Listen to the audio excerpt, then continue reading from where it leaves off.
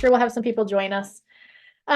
So today is our new schedule is on Mondays at 11 o'clock. We're going to cover some sort of something from the car forms library. So to start out, you're right, we're going to start with the form that you're going to need to put into your practice as soon as possible if you're not already. And then the forms that also coincide with that form. So there's a couple forms that help that form to move through the process. So the first form that we're covering today is going to be that Brbc, or that buyer representation and broker compensation form. I have gone through this form previously, line by line, item by item. Today, that's not my intention. I'm just going to kind of give you an overview of it, to talk about it, answer any questions that you might have about how to communicate it to a potential buyer. And then we'll go over those forms that go along with it. So as with several forms in our car library, keep in mind that there are forms attached to that Brbc, that buyer representation and broker compensation agreement. Those forms are required to be presented with that form. Please don't be like, well, I just want the Brbc. I don't need all this extra stuff, and throw it out. No, it's attached for a reason, because you need it. The first form that's attached is that disclosure regarding real estate agency relationship. I am sharing my screen. Okay, I'm right. Okay, sorry, just making sure that I shared my screen appropriately because it looked different. So your disclosure regarding real estate agency relationship, or the AD form, this one, it's really easy as I explain it to my buyers or sellers. It's just there's 3 different ways you can be represented in a transaction. You can be represented as a seller's agent, where we're representing the seller.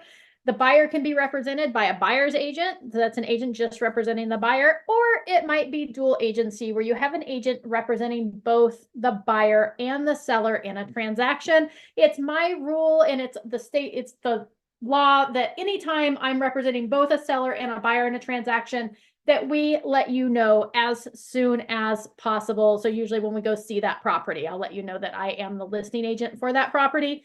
This is also a good time for me. So that's kind of how I explain this. It outlines the seller and buyer responsibilities. I also let my buyers know at that point that it's my personal policy. Keep in mind, it's not the office policy. You can represent both the buyer and the seller in a transaction. However, both myself, and I'm sure Ed will back me up on this, will say it's not recommended. So this is a good opportunity where I let my buyers know that, hey, at any time you decide you want to put an offer in on a property that I'm the listing agent for, I'm probably going to refer you to a different agent to write that offer. And the reason is that I want somebody looking out for your best interest, so that I can look out for the best interest of the seller. It's really hard to look out for both the best interest of a buyer and the seller in the same transaction. They're going to be like, oh, perfect, that sounds wonderful. So I set them up for success there at the beginning. You can collect a referral fee to refer that buyer out for just that one transaction, to write that offer to another agent. You can go to another agent in our office. It's still dual agency, even if it's another agent in our office, but it's different having an agent looking after the buyer and a separate agent looking after the seller, versus one doing both. Okay. Seller and buyer responsibilities. I usually don't even cover that with my buyers and sellers, because we kind of go over that further on in the transaction. So this one, I just kind of highlight, like, there's different ways you can be represented. It's my responsibility to let you know how this forms, or how you're going to be represented in the transaction. Then I highlight the fact that I'm going to choose not to represent them in a dual agency capacity. Okay, so that's your agency disclosure form that's attached to the Brbc. The second page of this is just all the legal jargon. I just skip right through it. And if they ever ask questions about it, I say, oh, page 2, it's just the legal jargon. Feel free to read it when you're having problems falling asleep. Okay. The next form that you're required to include is the Fair Housing and Discrimination Advisory. This just states that as realtors, we're not allowed to discriminate based on any of the protected classes. They're all listed here. If you want to outline them for your client, you can.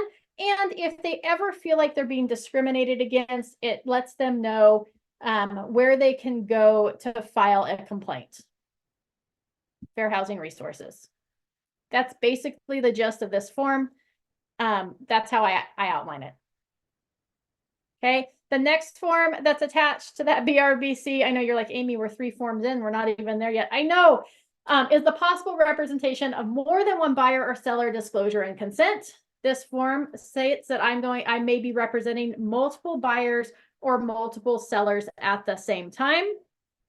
And that if my buyers choose to, I have multiple buyers choosing to write an offer on the same property, I'm not able to disclose what one buyer wrote to another buyer. However, their offers are not necessarily confidential. And where that really comes into play is when we submit that offer to the listing agent. The listing agent may disclose the terms of that offer or the presence of that offer to other agents or other potential buyers. Okay, there is a form that you can send, a confidentiality agreement.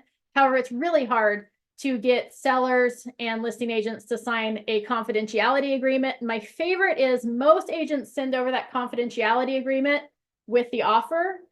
So now I've got the details of the offer and I didn't have to sign the agreement. Why would I sign it at that point? So if you're going to use that confidentiality agreement, please send over the confidentiality agreement first before sending over the offer. Otherwise, it's too late. Okay. Multiple buyers, multiple sellers. That's the PRBS, the possible representation of more than one buyer or seller. That finally brings us, oh no, I was wrong. I thought we were there. We're not. We're at the wire fraud and electronic funds transfer advisory. Again, I don't read this to my buyers or my sellers. I just let them know that anytime they're required to transfer funds or are asked to do a wire transfer, to make sure they call the title company directly and confirm the details of that wire transfer. Okay, any questions so far? I know you're like, Amy, you promised me the BRBC and we're not even seeing that form yet. All right, moving on. We're finally at the BRBC, the Buyer Representation and Broker Compensation Agreement. It used to be called something else, and then they recently changed it. I can't even remember what it was called now. I'm so conditioned to this BRBC form. It's a much easier name. So this one is what we should be using with all of our buyers. How many of our buyers should we use this with? Anybody want to answer that? I have the chat box open too. All. Ed says all. All of our buyers. There is not one buyer that you should represent that you should not have signed this form. And you're like, Amy, why is that? Because it's an important form and it outlines our responsibilities to our clients as well as their responsibilities to us. And if you're like, Amy, but my mother-in-law wants to buy a house and I'm not going to have her sign the form, you will get screwed over more often than your mother-in-law than a regular client. So make sure your mother-in-law signs the form. Okay, that's my disclosure for this BRBC. All right, the top of the form, representation period. You need to make sure that you put the buyer's name in there, our brokerage name in there, and it needs to have a beginning date and an ending date in order to be valid. If you leave this portion blank up here at the top, and then you try to go after a buyer because they ditched you and they bought a house with somebody else, if it does not have a beginning date and an ending date, it's an invalid agreement. They're just going to throw it out and say, sorry, you're out of luck. So make sure you have a start date and an end date. There's no wrong or right answer to this. I probably wouldn't put 30 days here. I'd probably put something like 90 or 120 or 365, but the choice is yours. Okay. Then you are, this next section here just outlines that they don't have any other agreements in place with another agent. Okay, if they do, you're going to outline the details of that other agreement here. So they may have signed an agreement for one specific property with another agent. Maybe they walked into an open house or they called an agent and they're like, yeah, I can show you the property. And they signed a BRBC form for that specific property. You could write it in there. And then you just know that you're not going to help them write the offer on that specific property, that you would push them back to that other agent. So you need to make sure that you know that they haven't signed anything with anybody else. If anybody has any questions as I go through this, feel free to unmute yourself. You can interrupt me. You can throw it in the chat box. You can raise your hand. Ed, did you have a question or something to add? So one of the things we get all the time, just asking from your side, one of the questions we get all the time is they ask their client or buyer, do you have an existing agreement? And they say, I don't know. I think I signed something. I don't know either what the date is or that. So what do you do in that circumstance? Yeah, so absolutely. If you've got a buyer that thinks they might have signed something in the past, I would ask them to contact that other agent to get a copy of what it was that they signed. Right. So we're not crossing that threshold just like an exclusive listing agreement and violating their exclusive agreement. their exclusive agreement. We don't want to violate anybody's exclusive agreement, and we don't want to work for free, ultimately, is what it comes down to. So yeah, so absolutely ask them to get a copy of it. Perfect. All right. Section 3 is property to be acquired. Here's where you could put in, like, on 3B, you could check that box for like a specific property. So if it's only, you're meeting up with that buyer for one specific property, this might be a good way to introduce it into like your Zillow clients or somebody like that, that's maybe a sign call. So instead of showing up at the door with, hey, I'm going to represent you, like, I don't even know if I want to work with you, right? I haven't even showed you a property yet. But we may want to identify that, hey, this one property that I'm going to go open the door for, if you decide to buy it, you're using me. Okay. So you can utilize it. Buyers can sign more than one of these. It's going to be okay. So you could say following specified properties only. You could outline the addresses. 3C would be properties identified on an attached list. So if you're going to go see multiple properties and you want to make sure you're covered for that day's showings, you could identify those properties. They're going to sign this just for those specific properties. Or you can use 3A, which is going to be the most general. It asks for location, cities, counties, price range, other. You can be as specific or as general as you would like to be in this area. I really like to outline all of the areas in which I service here, because now that outlines to the buyers that, hey, I know we were looking at properties in Vacaville, but now you've decided you want to go look at them in Winters. And here on the BRBC and the counties, I've spelled out that, hey, I do Solano, Yolo, Napa, Sonoma, Sonoma, Sacramento, right? So you could like outline the number of counties that you service. Sometimes I put like the greater Sacramento area or the greater Solano County area. I would probably recommend that you be a little bit more specific than that, just to detail it out. So there's never any discrepancies over, well, it says the greater Solano County area. That doesn't mean Winters. So just so you're covered, I would outline either the cities or the counties. I usually don't fill in the price range on there, or sometimes if I know they're looking at like the $500,000 price range, I might put anywhere from $1 to $1 million, right? I'm going to overestimate whatever their purchase price is, whatever that range is. Okay, that way if they decide to bump up, oftentimes buyers, they start looking in a property where they think the payment looks the prettiest, but then they have the harsh reality that that's not going to get them what they want, so they bump that purchase price up. I also see sometimes people will say like California. Yeah. Northern California. I recommend going more specific. That's hard to defend. Yeah, I agree. So you want to be broad in the sense that you want to make sure you list everywhere that you cover, but you won't want to be so broad that it's hard to define what those areas are. And by putting California or all of Northern California, it's hard to define what that is. Absolutely. You could put the state of Jefferson in there if you like, really far north California. Okay. So that's how you fill out section 3. Any questions about that section? All right. Section 4 is the compensation to the broker. Here's where you're going to put what is the minimum amount of commission you're willing to take for that transaction.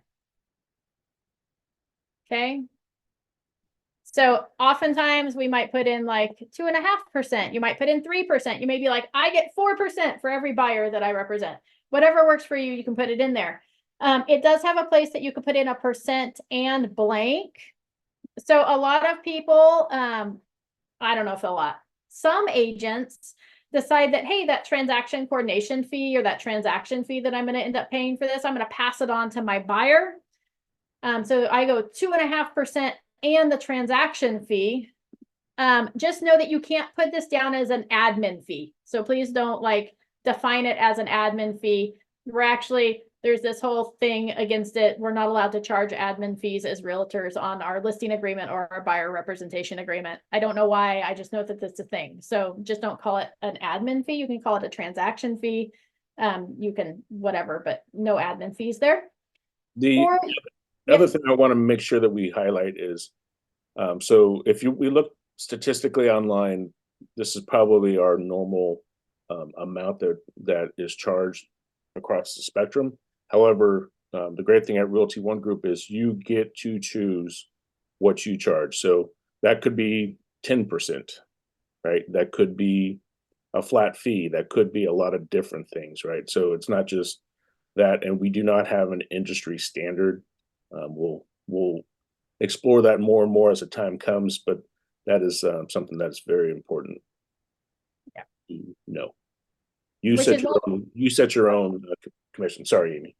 no, you're fine. Add anything you would like. You do set your own commission, so you can put anything there. I picked 2.5 because again, as Ed says, when you look at like most of the listings on the MLS, that's kind of the average compensation offered on a co-op basis by most listing agents. So that's kind of why I threw that in there, but you could put more or less. The other option here, so you can put a percent, you can leave the blank, the and blank if you want to, you can fill something in, or you could go with, like Ed said, you might go with a flat rate. Right? So you may be like, as long as I get $5,000, I'm happy. Or as long as I get 10,000, I'm happy. And this comes into play too, that flat rate, just keep this in mind. It might come into play a little bit more frequently when you have buyers that are shopping for like mobile homes or like those cheaper condos where you're like, well, even if I'm making 2.5% of $100,000, that's $2,500. Am I really going to make my money back traveling back and forth to Sacramento 20 times? At 2.5%, you may be like, hey, my minimum is 5,000, right? So you might want to put something in there. I'm not telling you what you should or shouldn't do, just some ideas of how you would utilize that flat rate. Okay. Or you could say pursuant to the compensation schedule attached, that would be number 3. So maybe you have a compensation schedule that you've worked out for your business where it's like a sliding scale. Maybe you factored that in, and this shows that, hey, if the purchase price is less than 300,000, it's $5,000. If it's over 300,000, it's, 2.5%. If it's over $1 million, then I only take 2%. Like, right? So you could decide what that sliding scale looks like for you and your business, and you could have it in there and then just attach it every time to the BRBC. Okay. Broker right to compensation. This outlines when you're entitled to compensation. Okay, so A is how you fill it out, B is how you make it. So most of the time what we're going to check here is this, or it's going to be B2, buyer acquisition exclusive representation. We want to represent those buyers exclusively. The first option is non-exclusive representation, which means that the compensation is payable only if the broker, if there was broker involvement with the property. Broker involvement means any of the following: the buyer physically entered and was shown the property by broker. Broker showed the property to buyer virtually. Broker submitted a seller a signed written offer from buyer to acquire lease, right? Or the property was introduced to the buyer by the broker, or one for which the broker acted on buyer's behalf. Right? So that's not like, hey, I've got you set up on an auto drip and you got that listing in your mailbox. This is actually like, hey, I found out some more information about this property type situation where you've actually called and gotten more information. You analyze the property for the buyer specifically, or assisting the buyer in potential acquisition of the property, or communicating with seller or seller's agent regarding buyer's potential acquisition of the property. So you have to be actually involved in the purchase of that property in order to get compensated. That would be the non-exclusive representation. That's what it defaults to. Okay, I would recommend checking box 2, which is buyer acquisition exclusive representation, which means that, hey, if the buyer enters into a contract to purchase a property and closes on a property at any time during the term of our agreement, then I'm due a commission on that transaction. Whether I showed them that property or not, whether they walked through an open house, whether I showed it to them, whether they walked into a new home office, whatever that might be, I'm due the commission. Okay. Any questions about those 2 options? Okay. Keep in mind too that at any time during the term of this agreement, you can modify this agreement with a modification of terms form. So you could modify the commission, you can modify the time frame, the price ranges, the locations. You can do any of that with that modification of terms form. All right. Section C is the cancellation of the representation agreement. Okay. If paragraph 4B2 is checked, so 4B2, which is what I recommend, the exclusive representation, we can just skip paragraph 1 and check the box down here for paragraph 2, which is neither party shall have the right to cancel this agreement prior to expiration except by mutual agreement. You have to be mutually released from the agreement. Okay. Up here, section 1, it defaults to, hey, we can cancel this in any time, giving written notice to the other. The agreement shall be terminated, right, once we give written notice. We do want to, 4B1 applies. If 4B1, then you want to fill in some dates here after receipt, right? That just says that, hey, you can't cancel this agreement today and turn back around and make an offer on the property I showed you tomorrow. Okay, so we want to make sure if we don't have 4B2 checked that we fill in a number here to prevent them from being able to just walk around us. Okay, 30 days after receipt of notice, a broker shall nonetheless be entitled to compensation if during the representation period or any time specified in 4E, buyer acquires property for which there is broker involvement. Okay. Paragraph 4B1, provided broker delivers to buyer a written list of those properties for which there was broker involvement, a written list of broker involvement properties shall be delivered to buyer within 5 calendar days after the effective date of the cancellation. Before, during, and after the 5-day period, buyer is advised to notify any other broker of broker's rights under this paragraph. So if we don't check 4B2, this exclusive right, and we're under non-exclusive, then if anybody cancels, we need to provide a list of all the properties for which there was broker involvement on our behalf for this buyer to that buyer in order for this to be upheld. Okay, so you got to keep track of every list, every property you show them, every property you work on their behalf for. Okay, if we go 4B2, we check that box, then we can just skip down here that just says, hey, we need mutual agreement to cancel this in writing. Just so you know, I would never trap a buyer in an agreement if they didn't want to be represented by me any longer. I'm going to send them on their way. However, I want that to be mutual, and I want them to have to come to me and have a conversation about it first. Okay. Any questions there on section C, cancellation? Okay, D is accounting for payments to brokers by others. If anyone other than the buyer compensates the broker. Okay, so so this comes back up. Let's circle back up here. We said 2.5% up here on A1 for our example. Okay, down here, broker shall be entitled to compensation provided for in paragraph 4A. That was that 2.5% that we put in. If within blank, oh, sorry, I skipped. I'm sorry, I skipped D. I was like, wait, I missed a section. All right, backing up, 4D. If anyone other than buyer compensates broker for services by this agreement, that amount shall be credited towards buyer's obligation to pay compensation. So what that means is if there's a co-op being offered, right, to the cooperating agent in the MLS of 2.5% that I'm getting paid by the listing agent, ultimately by the seller, that takes care of the buyer's obligation. They're not going to come out of pocket any money for compensating me for helping them buy a house. Okay. The next item is if third-party payments received exceed buyer's obligation, the excess amount shall be paid to the broker. That's the default. If you check the first box here, it'd be credited to the buyer or other. You could say split 50-50 or whatever you want to outline there. So what does that mean? If they're offering 3% as part of the MLS, we put 2.5% up there. We leave this at the default. That additional 0.5% is going to get paid to us. We get the full 3%. Okay, if you check this box here, credited to the buyer, that means we're going to make our 2.5%, but they're going to get that extra 0.5% credited towards their closing costs. Okay, and then line item D3 is authorization to include commission and offer. Buyer authorizes is the default.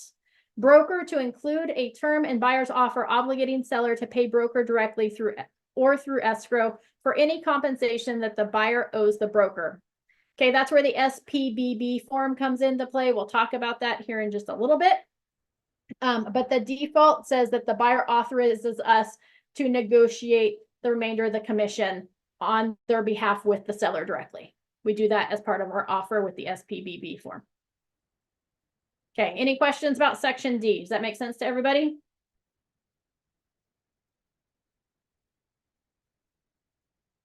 Okay, Additional broker right to compensation. So, right, so we talked about, hey, we've got this listing term, we've got the compensation, how we are going to cancel this, and then additional right would be the broker should be entitled to the compensation provided for in 4A, that's that 2.5%, if within blank calendar days after expiration of the representation period or any extension thereof.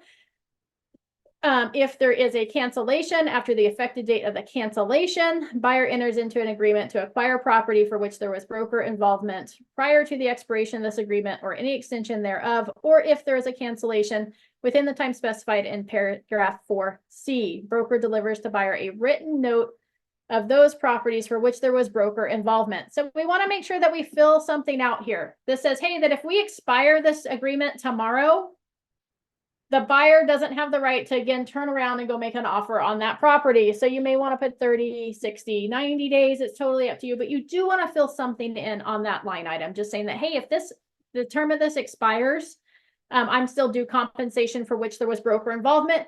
However, keep in mind that we are still required to provide that list of properties for which there was broker involvement to the buyer within the time specified up here in paragraph 4C, which is 5 days. Okay. Does that make sense to everybody? Again, broker involvement is defined by you showed them the property, it outlines it up here. Hold on. You physically entered and was shown the property by the broker. We showed it to them virtually. We submitted a seller signed or to the seller assigned offer. The property was introduced to the buyer by the broker, and we act on their behalf, collecting information for them for a property they were interested in, even if they decided not to go see it. Okay, that's broker involvement. Okay, section F is disclosure of anticipated payments to broker by others. So broker prior to writing an offer on a property, or if checked prior to showing property, it does default to writing the offer. I like that. There's less stress on me that way. I only have to do it when I go to write an offer. I don't have to remember every time I show a property. But if you check this box, it is prior to showing the property.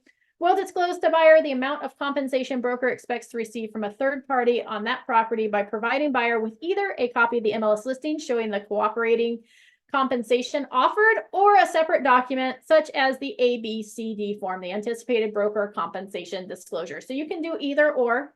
I usually like to do both. I like to include a copy of the MLS listing with all of my offers anyway, so that I make sure they've seen all the details of the property. Make sure it is the client copy, a client report from the MLS, not the agent report. It is not okay to provide agent reports to buyers. Please do not do that. If you also go online, for instance, Zillow, and most of the other websites will have the buyer agency compensation amount in it as well. And so they should have that information if they're shopping on Zillow, which I think only about 100% of our clients start there. Probably so. Right? Or you can use the ABCD form, which we'll go over here in a little bit as well. It's a good form as well. I like to include that just because it draws their attention to it. Broker independently or through escrow will disclose the final compensation broker receives from anyone other than the buyer. And the buyer is responsible for payment of compensation if third party does not pay as anticipated. Please keep in mind that if you have this BRBC in place and the compensation that you've negotiated with your buyer is not being covered by the listing agent or the seller as part of the transaction, a copy of this BRBC needs to go to the title company, as well as it needs to go to your buyer's lender, showing that there's a discrepancy in the amount of compensation received. That's also where that ABCD form comes into play, because the lender needs to account for the fact that the buyer has to come out of pocket more money. And if you forget to do that and you're 2 days before closing or 5 days before closing, you're going to delay the entire process, because they're going to have to rerun that buyer through underwriting. They're going to have to redisclose on that closing disclosure. You're going to have to wait another 3 days before you can sign and actually close, or you're going to have to then turn around and negotiate and be like, sorry, okay, I won't take anything. It is not okay for your buyer to pay you outside of escrow. Okay, everything has to pass through escrow if there's a loan involved in the transaction. Otherwise, the lender may see it as lender fraud, and we don't want that, or loan fraud. Okay, so make sure it's disclosed. Okay. Timing of compensation. Compensation is due when the property closes escrow, or upon if the acquisition is prevented by default of the buyer upon buyer's default. That isn't the buyer decided to cancel during the investigation contingency period. That's actually by buyer's default. And that would be within their contractual right. So it actually has to be default. So they get to closing and they decide we're done. We don't want to do this anymore. That would be default. Acquisition is prevented by a party to the transaction other than the buyer when buyer collects damages by suit, settlement, or otherwise. Compensation should be equal to 1/2 the damages recovered, not to exceed the compensation provided for in paragraph 4A, after first deducting the unreimbursed payments, credits, and expenses of a collection and suit, if any. Okay, so those are the ways that you're going to get paid. Either it closes escrow, either the buyer defaults on the purchase contract, or the buyer goes after the seller legally because the purchase was prevented. They went after somebody and they won money, then you would be due compensation as well. Okay. H is payment through escrow. They irrevocably assign broker the compensation provided for in this agreement from the buyer's escrow funds. This is what gives escrow permission to put you on that settlement statement as a line item. Okay. Pre-existing buyer representation and compensation agreement. If buyer acquires a property during the time buyer is obligated to compensate another broker identified in paragraph 2, that was that at the very beginning. Broker is neither entitled to compensation under this agreement nor obligated to represent buyer in such transaction. So we do not, if they want to write an offer on a property for which they were previously represented and had signed an agreement, a representation agreement for, we don't have to write that offer for them. That's why it's important to make sure that you have a copy of that agreement. If they think they signed something, but they're not sure, get a copy of it. If they really did sign something, get a copy of that one too, to make sure they fully understood it and that you're not stepping on anybody's toes. Ed? This is, I think, something we'll see come into light more, especially, I think we're dealing with a case like this right now. This is something that we'll see come into more into light as buyer's representation agreements come into play. And that's why it is our duty to not necessarily explain what the agreement's about, but highlight some of the things and encourage and or as much as you can demand your clients to read the form, right? Because if I am representing a client, Amy has a signed listing agreement, or I'm sorry, signed representation agreement. And oftentimes Amy wouldn't know the other agent involved. I could adversely affect Amy's, or actually my ability to be compensated. Yep. Right. So that's something that we just, and you can ask the question is, do you have a representation agreement in place? Right. That's it. Have you signed any agreements to work with another agent? Yep. Perfect. Agency disclose or agency relationships. This is where that agency disclosure that we already talked about at the beginning of this form gets pulled in, that AD form. Possible dual agent with seller. Right. I'll let you know if I'm representing the seller in the transaction on a property that you want to make an offer on. Super simple there.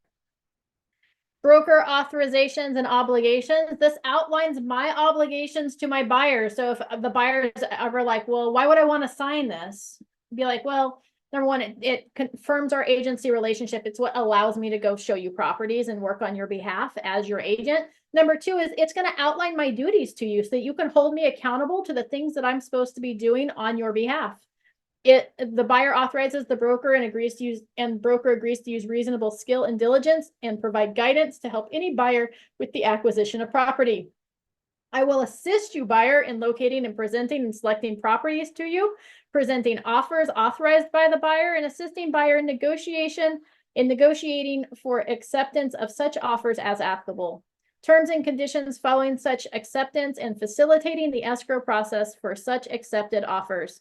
As directed or as agreed with buyer, ordering reports and investigations, scheduling and attending meetings and appointments with professionals chosen by buyer, and upon request, providing buyer with a list of professionals or vendors who perform services described in the attached buyer's investigation advisory, provided broker has a referral list for such requested services. Upon request, assisting buyer with the financing process by making referrals to lenders known to broker, and by assisting buyer in obtaining a loan pre-qualification to the extent broker can do without acting as a mortgage loan broker. See car form BTA for more information, right? There's all my duties outlined to the buyer. Nice and clear, like, oh, you are going to work on my behalf, not just to get my offer accepted, but during the whole process. Oh, do you have a list of vendors that you can give me for inspections and stuff? Absolutely. Not only that, but I've got a list of handyman and contractors and house cleaners and carpet cleaners, right? So this is where you get to provide your value to those buyers.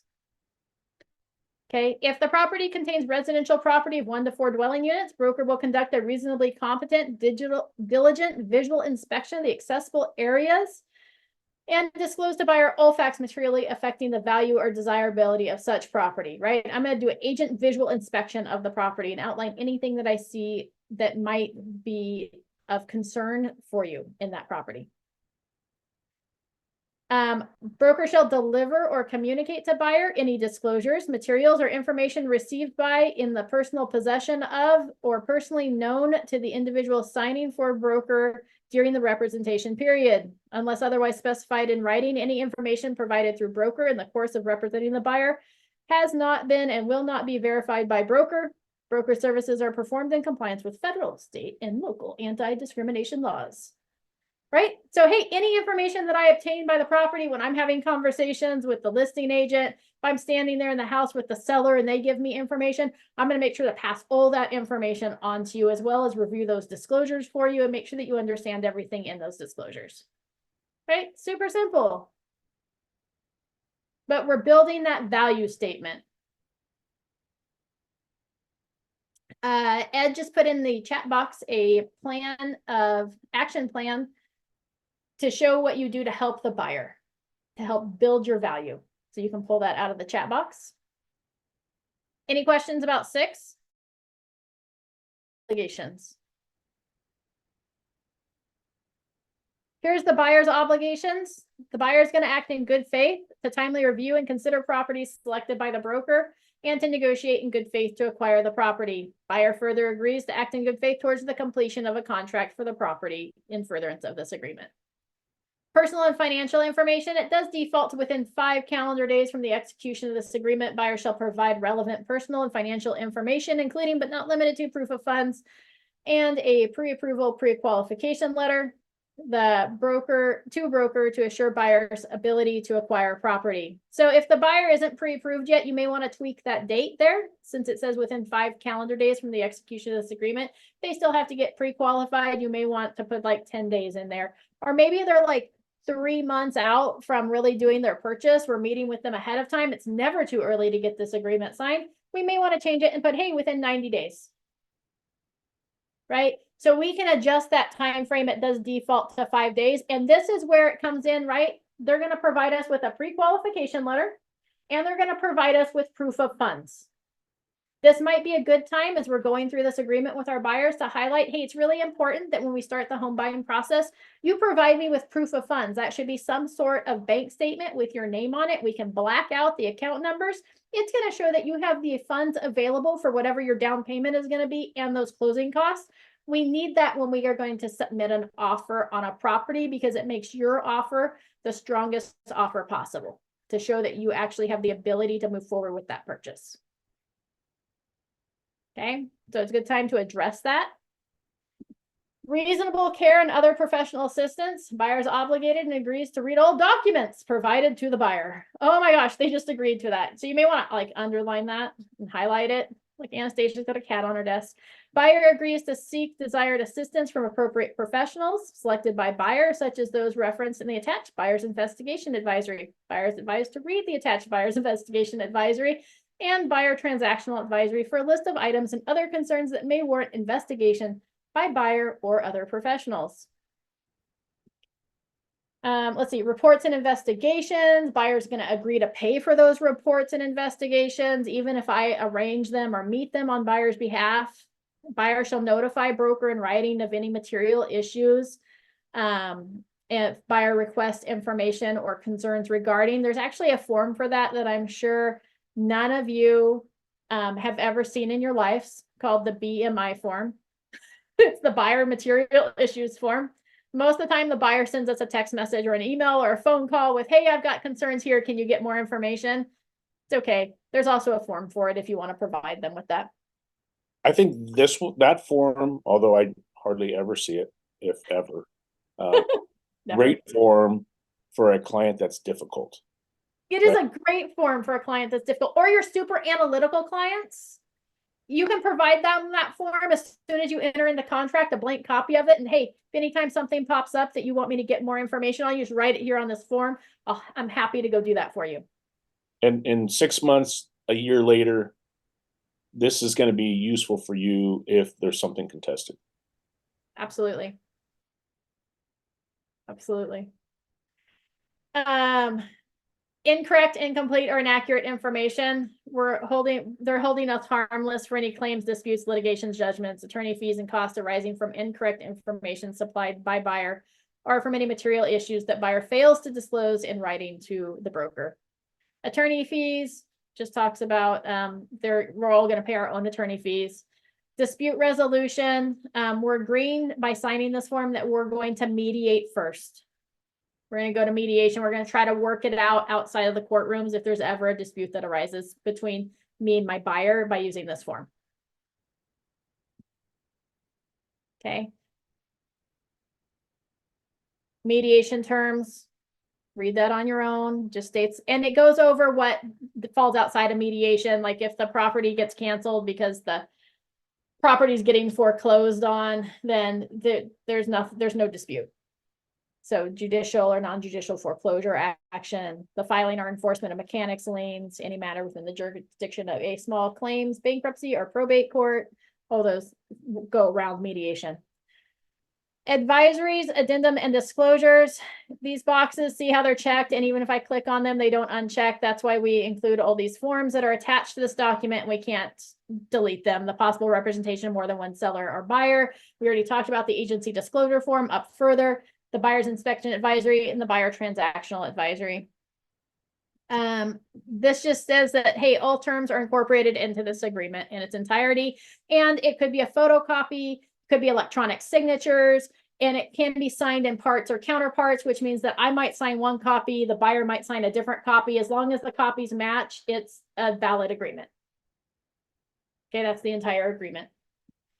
If your buyer is an entity buyer, they're a LLC, a corporation, a trustee, we're going to check this box here. We're going to fill in this section just like we would for our purchase agreement. We're going to put the name of the legally authorized signers right here on line 3. And if the entity is a trust or under probate, the following is the full name of the trust or probate case. We're going to put it in here. Okay, that's how you do it for entity buyers. Other than that, your buyer is going to sign here and date it. You can have them fill out their address, then you can add it to your database with their full, complete, current address so that you can send them stuff in the mail when they stop responding to you. Make sure they put in their email and their phone number there, both buyer 1 and buyer 2. If you have more than 2 buyers, you're going to need that ASA form, which is an additional signature addendum. It adds more signature lines for you. Please don't have your buyer sign on the side of the page and count that as buyer 3. Okay. Use the ASA form. And then your broker signature, you're going to put your signature there. That's the end of your BRBC form. Any questions about that form?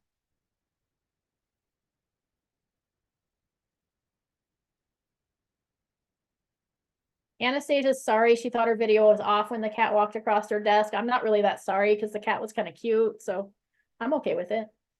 All right. The buyer transactional advisory form is attached to this, so it's another one that you're going to include. This just talks about the you're buying real property is a process and has many different aspects to it. The information below will help you evaluate your role and the roles of others in the buying process, right?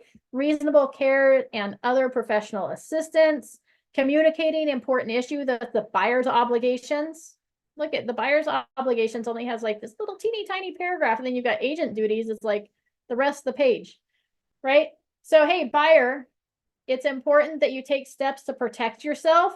So if there's any investigation, any inspections, you want to go visit the property again, please let me know. And you should seek any desired assistance from the appropriate professionals. Those can be selected by you. I can make recommendations for you, but ultimately you're going to make those decisions. Okay. I think that's something to hit on, Amy, is that the buyer or the seller, depending on who we're working with, they make the decisions regarding the transaction, right? We're their advisor, we're their representative, but it's their transaction, and we're not even party to the transaction, right? We're representative to the parties in the transaction. So when it comes to the price that they set is their price. We make a recommendation.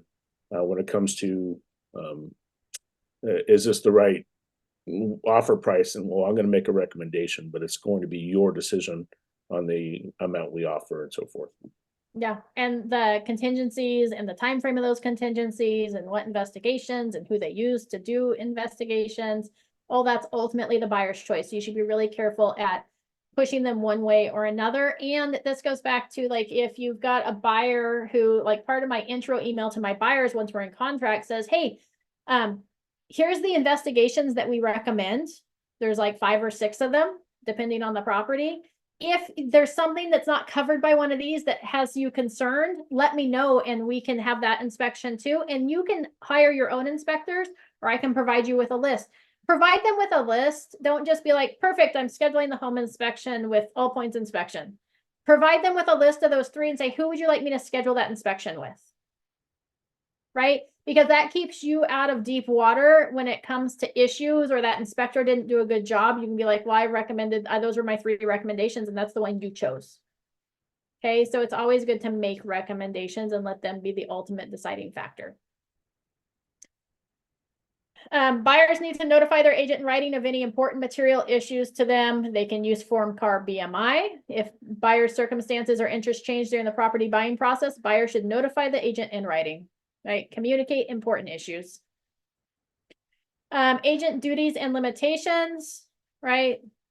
So here, agents perform many services for buyers during the course of the home buying process. The sophistication of buyers, the experience of others involved in the transaction, and the requirements of specific transaction will all impact the agent's duties, right? So read through these, kind of know what they are, know how to summarize each paragraph. Agent authorizations, obligations, and limited, right?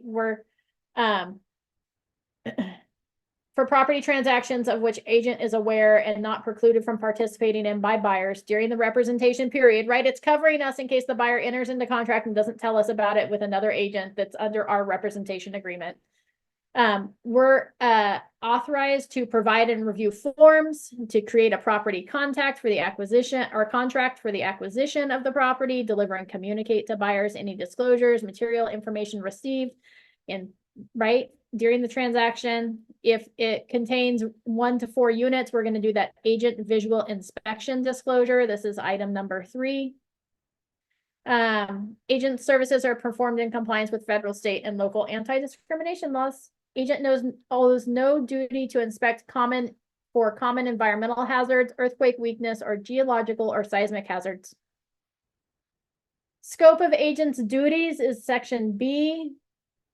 The buyer acknowledges and agrees that the agent does not decide what price the buyer should pay, does not guarantee the condition of the property, does not guarantee the performance, adequacy, completeness of inspections, services, products, repairs provided or made by sellers or others, does not have an obligation to conduct an inspection of common areas or off-site of the property, shall not be responsible for identifying defects in the property in common areas or off-site unless such defects are visibly observable by an inspection of the reasonable accessible areas of the property or are known to the agent, shall not be responsible for inspecting public records or permits, shall not be right? Please don't go to the permit department on behalf of your buyers. We have this conversation all the time in Rev Up.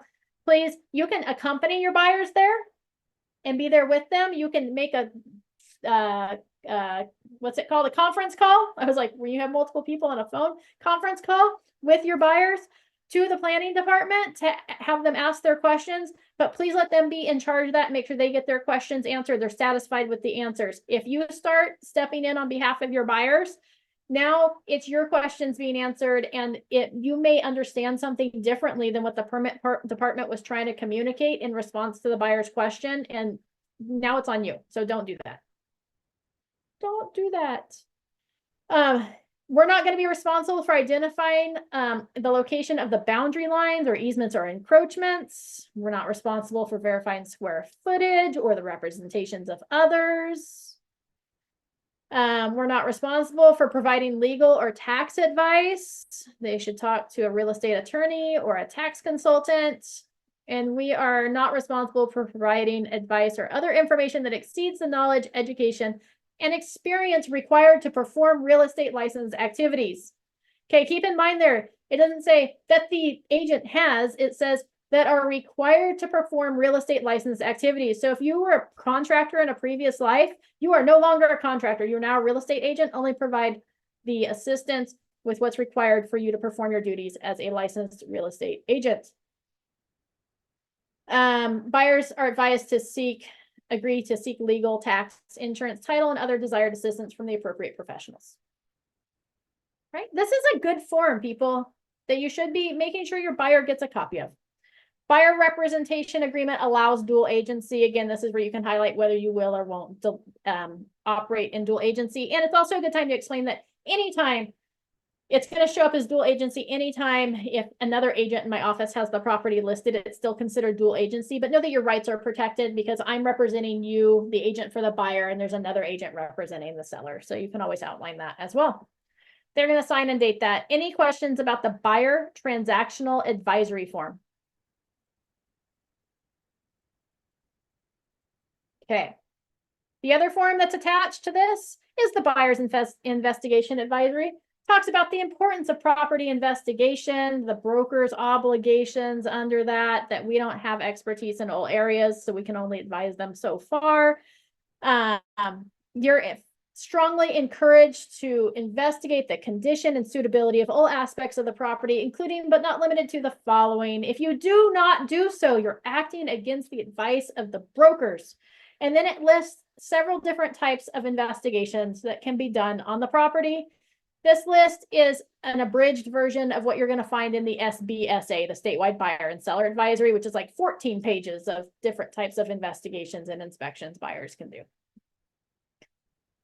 Okay, there you go. The Buyer Investigation Advisory. That is the last form that is attached. Oh, no, sorry.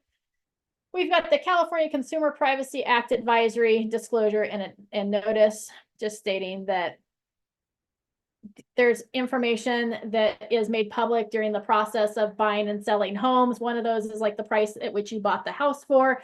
Another is the photos that were already online with that house. Like we can't control those photos getting taken offline. So there's things that are just out there. Okay. Any questions? That's the end of those are all the forms and the BRBC form. So you've got the BRBC form plus 3 forms at the beginning and 3 forms at the end. The only thing we're missing here, in addition to like a residential purchase agreement, is the Fair Housing Appraisal Act advisory. I can't think of what it's called. Other than that, they're all the same. Yeah. Any questions about that? All right. In addition, remember up in that BRBC, up here, it talked about the compensation and that it's our requirement to disclose to the buyer the compensation at time of offer before the offer is written. It's in, hold on, I'll find it. That we're required to disclose right here, F4F. Prior to writing offer on a property, we'll disclose to buyer the amount of compensation broker expects to receive from a third party. That's where this next form comes into play. It's called the ABCD form. It's the Anticipated Broker Disclosure Compensation Form. Possible representation. Oh, hold on, I skipped it. Mhm. That's right. Here we go. The anticipated broker compensation disclosure form. Here, you're going to put the broker name up top, buyer's name's there. Broker anticipates receiving compensation from the seller or seller's broker. If you're receiving it for someone else, you would check the box here and whoever you're receiving compensation from. Compensation will be paid pursuant to an MLS service offer, cooperating broker compensation agreement, car form CBC, or other source. So keep in mind too that if you're getting compensation from a third party, if you're a co-op agent of that MLS, it's covered in the MLS listing. But if not, like if we were writing an offer on a property in Southern California and San Diego, we're not a co-op agent to that MLS. We would want to include that CBC form with our offer to confirm the amount of broker compensation we should be receiving. For the most part, as long as you're in our general service area, that's not going to be an issue because we co-op with all of those MLSs. Okay. Other source specified in the column below. Buyer is aware that any commission paid by seller directly or indirectly through seller's broker affects seller's total costs and expenses for the transaction, may impact the price seller is willing to accept. Here is what you're going to do. You're going to fill out your information here. For a specified property, broker is provided that buyer with a copy of the document from the MLS that identifies the compensation offered to a cooperating broker for a listed property. That property may, but does not have to be listed below. Broker independently or through escrow will disclose the final compensation broker receives from anyone other than the buyer. So you don't have to use this form. You can just provide a copy of the MLS form. Totally okay to do that as long as it's got the commission on there that you're going to receive from the third party. I would still include this form. I think it just makes it clearer in case there's ever any confusion. Buyer acknowledges they've read, understand, and received a copy of it. Buyer's going to sign here. This is where you're going to list any properties that you're making an offer on. Or if you check that box that you're going to disclose before showing, that's why there's multiple lines here, is you could put multiple properties on here. The buyer's going to initial. So you would put like 123 Sample Street, Vacaville, California. Oops. There you go. Date, offer made or first shown. If I'm making an offer today, I can just double click on that box. Oops, I got click happy. And then you would put in whatever the compensation is that you're receiving. So let's say maybe we're only getting 2% of the price. And then the source for this one would be like MLS. The CBC form would be that cooperating broker compensation form, or it may be other here. This might be where you maybe are negotiating an off-market deal. So it may not be in the MLS or a CBC form. It may be something else that you list there. Okay. Buyer's going to initial here. So they're going to sign here and initial here. They're not going to fill out the bottom section until you're ready to close escrow. Then that's where this bottom section would come into play. Okay, but again, if you were showing properties, you could list multiple ones. I've got it stuck on the default of the Brbc, which is before we make an offer on the property I'm going to disclose. This would mean that, hey, we're getting 2%. The Brbc is 2.5%. My buyer's going to have to come up with that extra 0.5%, or I'm going to have to do a modification of terms to change the agreement for the Brbc. Okay, any questions about how that top section's filled out?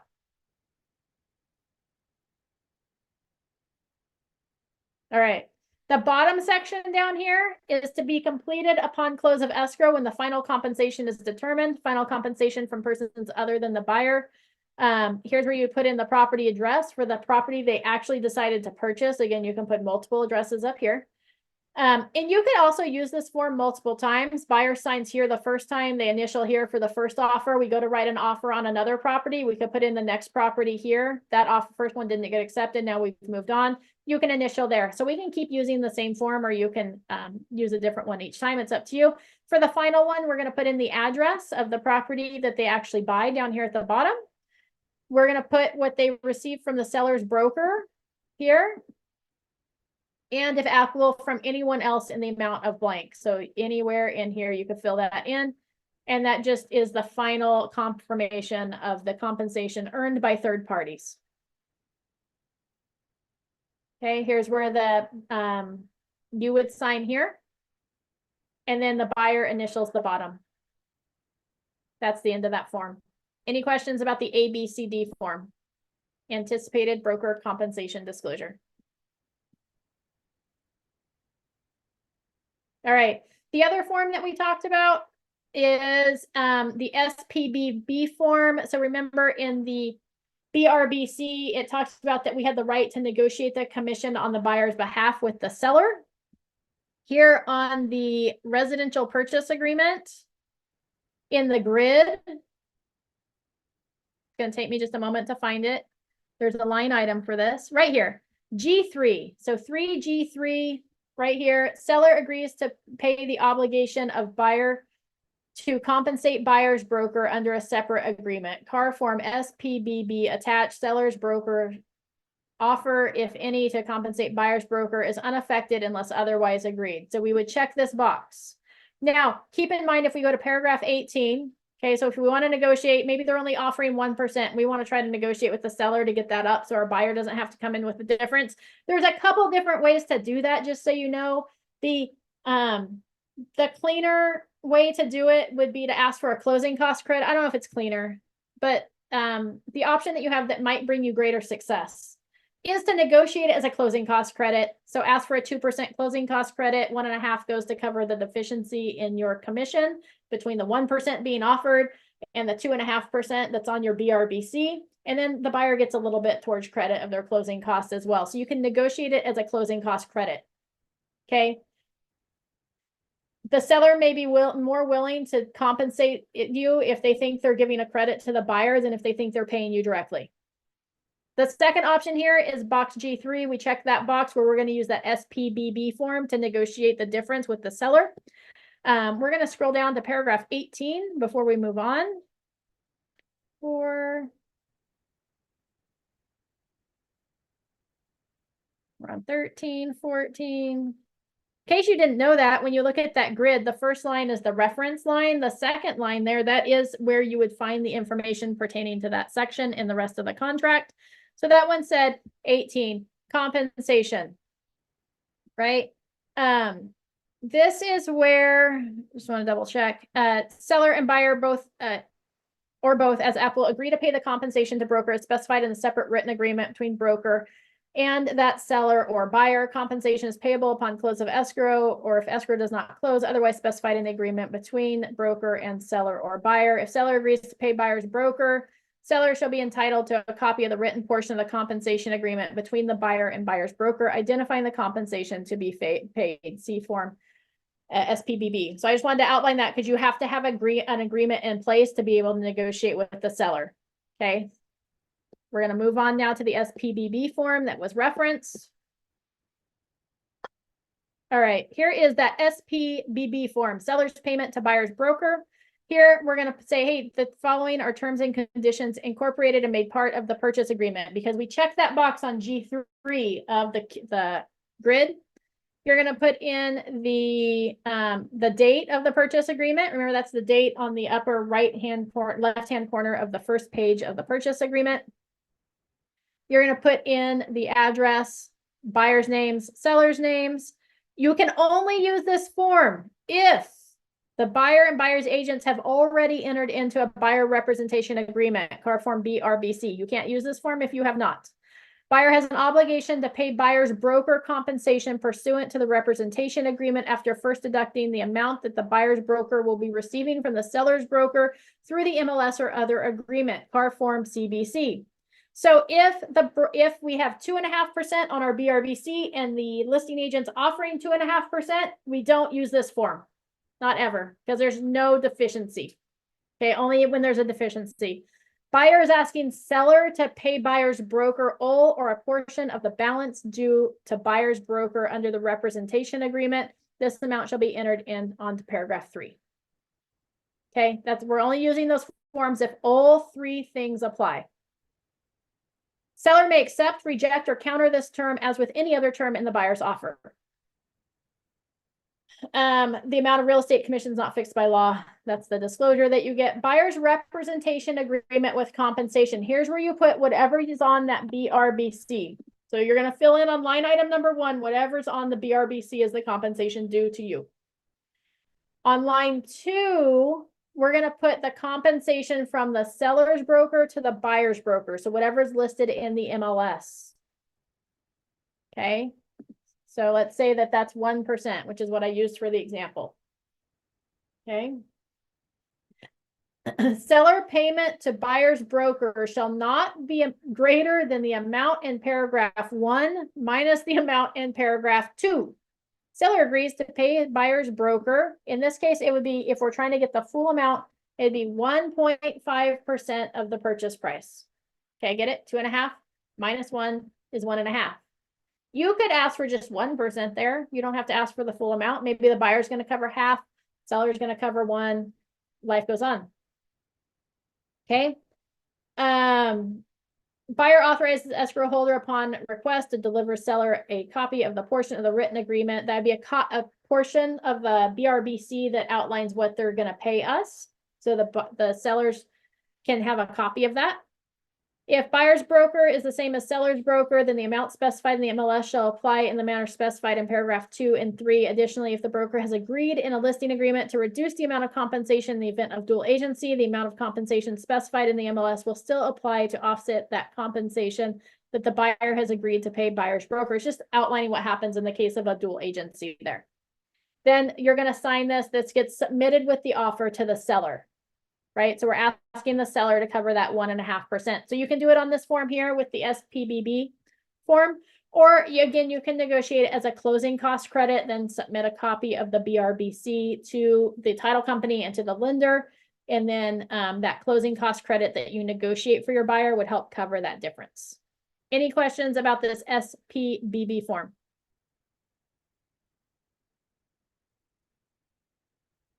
Bree's scratching her head because she's totally confused now. Any questions about any of the forms we covered today? The BRBC form, the ABCD form, the Spbb form? No, everybody's good. No questions. I'm confused, but I'm getting there. You'll get it, Bree. It'll all make sense in a little while. Perfect. Make sure if you joined us today, you log your attendance. That's in the chat box. Download that buyer's plan of action, which helps you to describe your value to your buyers when negotiating that BRBC form. Remember, it all comes down to value. We just want to communicate our value to our buyers when we're asking them to sign that form. And remember, most other states, they actually have to sign an agency disclosure form like the second they meet with buyers. So it's about time California stepped up their game to make this more common practice. As always, if you have any questions, feel free to reach out to me after this. We'll be back tomorrow with our Rev Up series.